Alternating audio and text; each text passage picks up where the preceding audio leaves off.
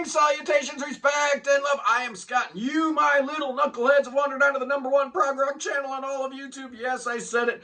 It's the Prog Corner, boys and girls, and today I'm doing my favorite singers. Couple years ago, I did the top 25 prog singers, and I just kept it to prog, and I had very specific criteria in that episode: commercial success, critical acclaim, influence and overall impact, solo albums and stuff like that. Today, I'm just going to do my favorite singers, right? We always talk about, I like this guy's voice so much, I could listen to him sing the phone book. Well, nobody has any phone books anymore, so we can't really put that to the test.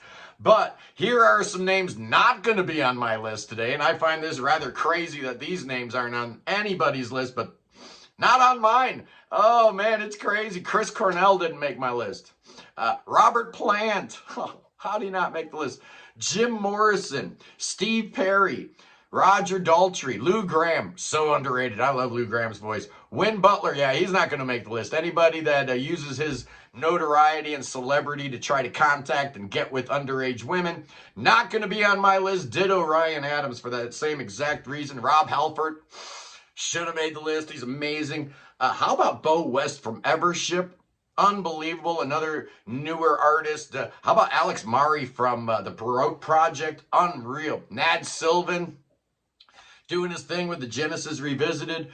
Neil Morse didn't make my list, nor did Einar Solberg from Leprous. Ozzy Osbourne didn't make my list. Ann Wilson, she should have made my list. And Ross Jennings from Haken didn't make my list. So those are the ones I thought about, but just didn't quite make it. So here we go. What are we doing here? I'm doing my top 20, and at number 20, the incomparable Janis Joplin. I don't think I've ever really talked about her on the program, except I did an episode about the 27 Club not too long ago, so she got a mention there. But man, I grew up listening to that Pearl album, right? I must have listened to that a million times growing up, and all that Big Brother and the Holding Company stuff. Man, she was gone too soon. Janis Joplin, one of the greatest singers of all time. I love her voice. I know it grates on a lot of people, but man, oh man, she had the pipes, she had the goods. Oh, the world is much worse without Janis Joplin in it. At number 19, I could have gone with George. I could have gone with John. I love their voices, but I'm going with Paul. Paul McCartney makes the list. Oh, yeah, that choir boy voice of his, but he had range, man, and he had energy. He could get guttural. He could get raspy and tough sounding, but he had great pitch. He never, ever strained to hit a note. Paul McCartney, man, forget about it. Of course he's on this list. At number 18, I'm going with the mighty Prince. Oh, yeah, man, I love me some Prince. I saw Prince in like 80 or 81. I think it was 81. It was Prince, The Time, and Vanity 6. And there weren't that many people there. It was the 1999 tour, and he blew my mind. Talk about becoming an instant fan that night. That guy couldn't sing a wrong note if he tried. Just unbelievable. And his guitar work, oh, man. Yeah, I'm not a big fan of that kind of music generally, but Prince was a genius beyond compare, just unbelievable at number 17. For the singers that I just love and I can't get enough of, it's Nat King Cole. Oh, man. You talk about Christmas time, getting around the Christmas tree and, all the lights and all that kind of stuff. And it just isn't Christmas without Nat King Cole's Christmas album. Oh, yeah, man, that guy's voice just unbelievable. I would have loved it if he would have stuck around a little bit longer, maybe, did some other things, some rock stuff. Nat King Cole, man. I love him. At number 16, it's Farouk. Yeah, you can't do this list without having a guy named Farouk on it. And of course, we're talking about Freddie Mercury, the most famous person ever born in Zanzibar, right? Freddie. Oh, I love Freddie's voice. It's so great, but it's just the whole presence of Freddie, right? His whole being, his whole aura. He's up there on stage at Live Aid in front of 150,000 people, and they're just eating out of his hand, man, just living on his every word, his every move. Probably the best front man in the history of rock, but I got him at number 16 for my favorite singers. At number 15, it's the despised Phil Collins. Oh, poor Phil. Oh, so many of my prog rock brethren have been so hard on you, man. And yeah, it's not just that you took Genesis from what they were to what they became. Not that it's your fault, not like, Tony and Mike didn't have anything to do with that, of course not. But, you also get blamed for some of the schmaltzy solo stuff. But, the first few solo albums are actually really good. I like the Phil Collins solo albums. I think they're fun, they're decent, but Phil's got a great voice, man. And I love listening to him sing. He's awesome. At number 14, oh yeah, here's a name I don't think I've ever mentioned on this channel ever, but I'm a huge fan. It's Rod Stewart. Oh no, I have mentioned Rod Stewart because I did like my favorite singles, and Maggie May is one of the greatest songs ever written. I love Rod Stewart, man. I love his work with, the Faces, Small Faces, whatever. Steve Marriott comes in and out and Rod comes in, but it's to me, it's all those solo records, man. He started out with the his early 70s stuff, and then as the 70s goes on, he gets into all the disco stuff. And I don't even hate the disco stuff, man. If you want my body and you think I'm sexy, come on, man. That was a great song.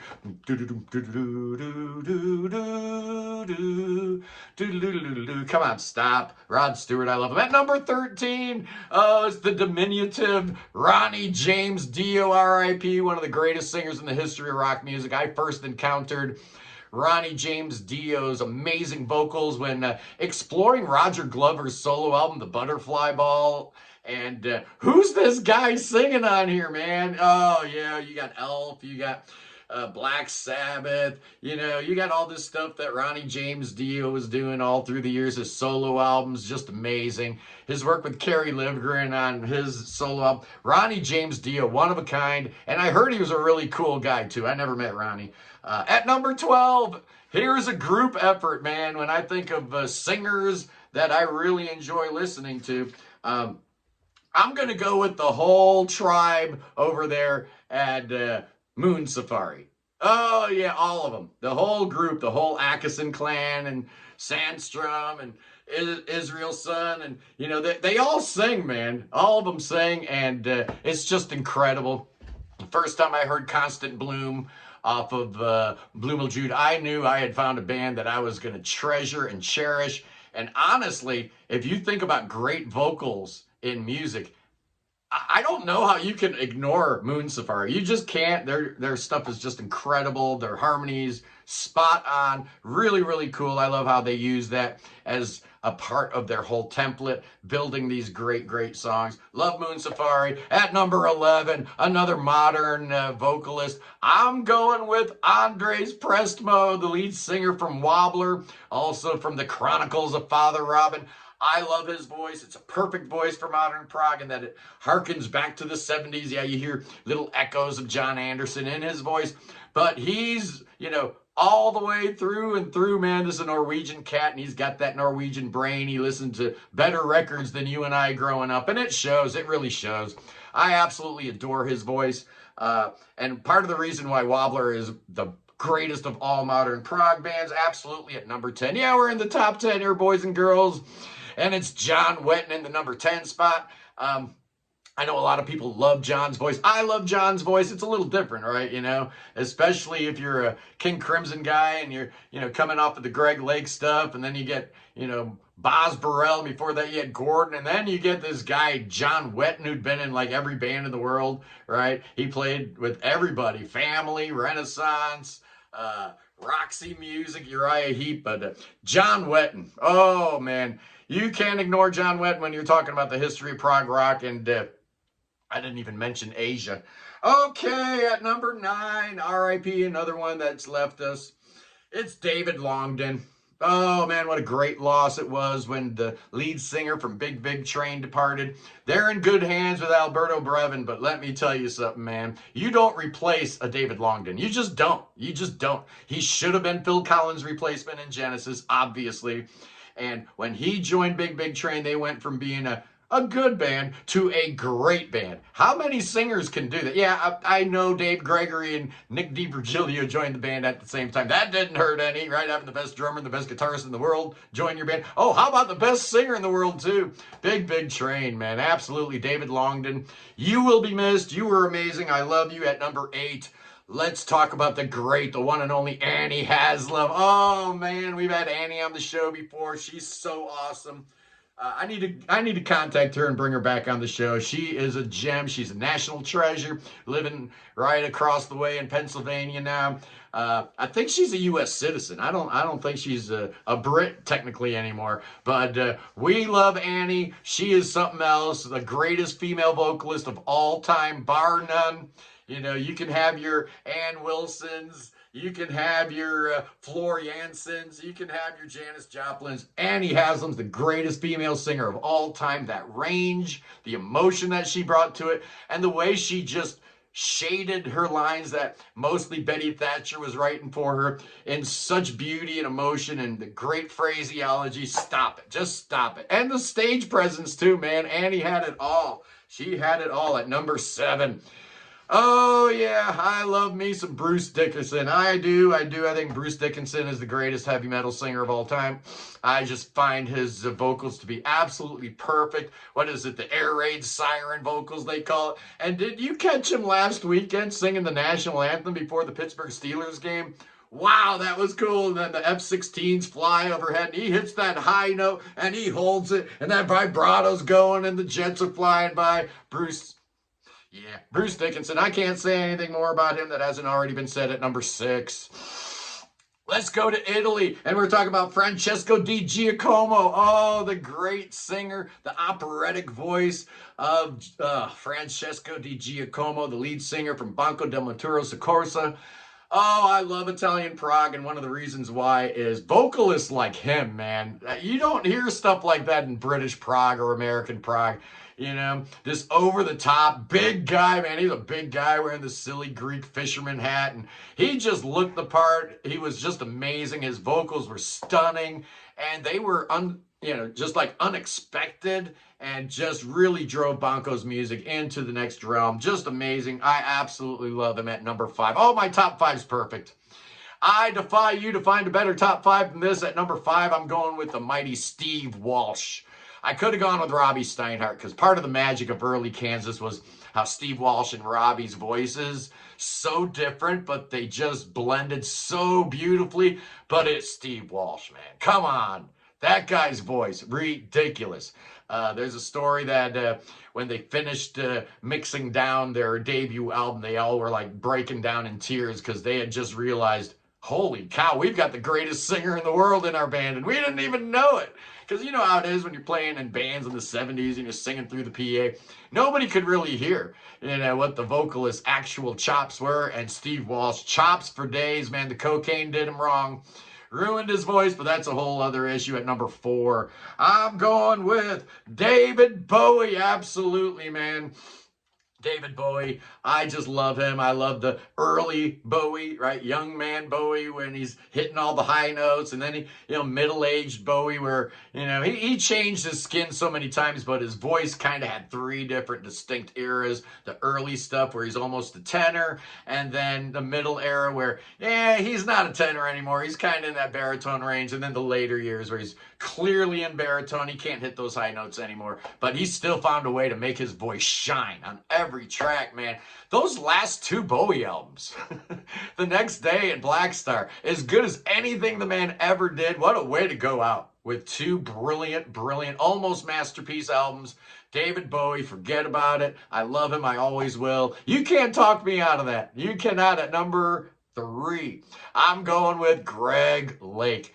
Oh, I hate how a lot of these names I'm calling out aren't with us anymore. And when we lost Greg Lake, it felt like a part of me was lost, right? I never met Greg.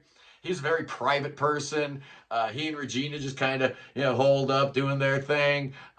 They'd been married for like 40 years. Oh, just incredible. Greg, with that voice, man. Oh, that buttery voice of his on those early Emerson, Lake and Palmer albums and on the first 2 King Crimson albums. Oh, I just love it. I could listen to early young man Greg Lake sing all day, every day. At number 2.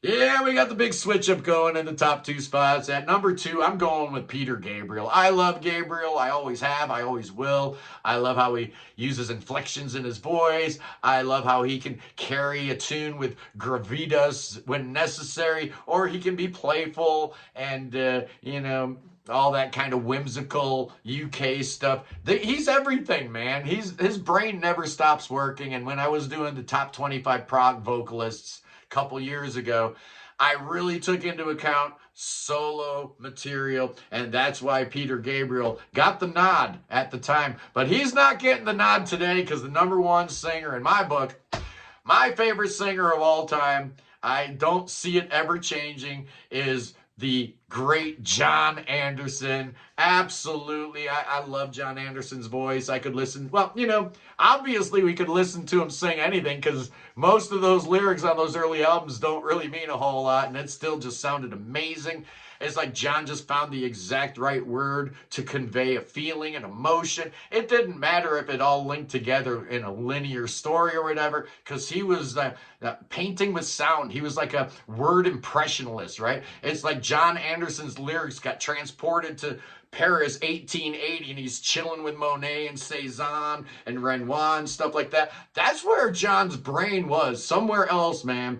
It's like Rick Wakeman said, John Anderson's the only guy who can sing about the health of the planet Earth while living on a whole different planet, or something like that. Rick had a great quote about that. But John's brain, it's just one of the weirdest brains we've ever had, and it translates into just audio greatness.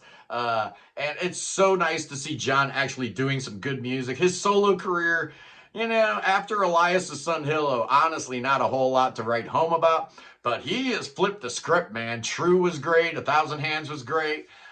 John is back. You know, the dude is what, like 100 years old and he's still singing like that? Come on, man. You've seen the YouTube clips of John with the Band Geeks.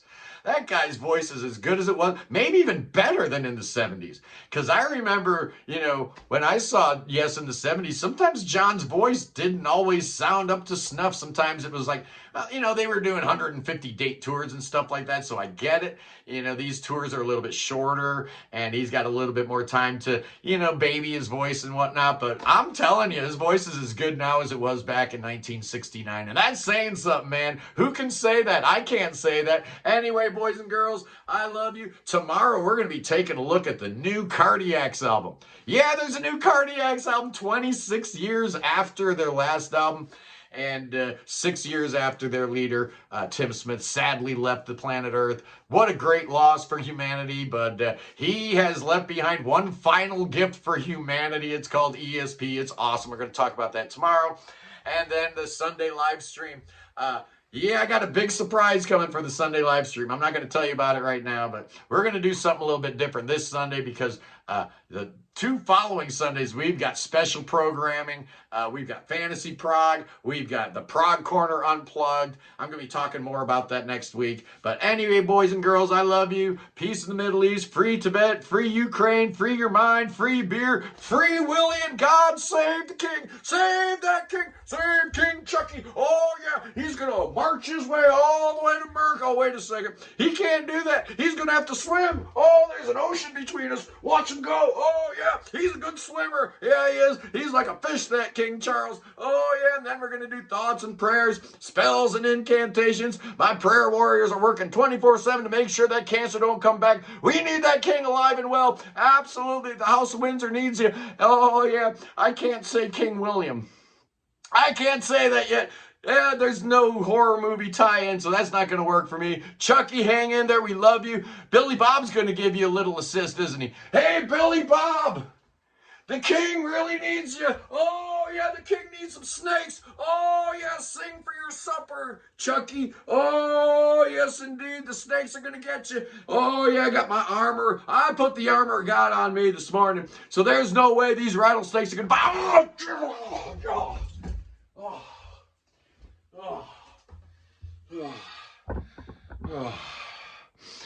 Oh, I'll see you tomorrow.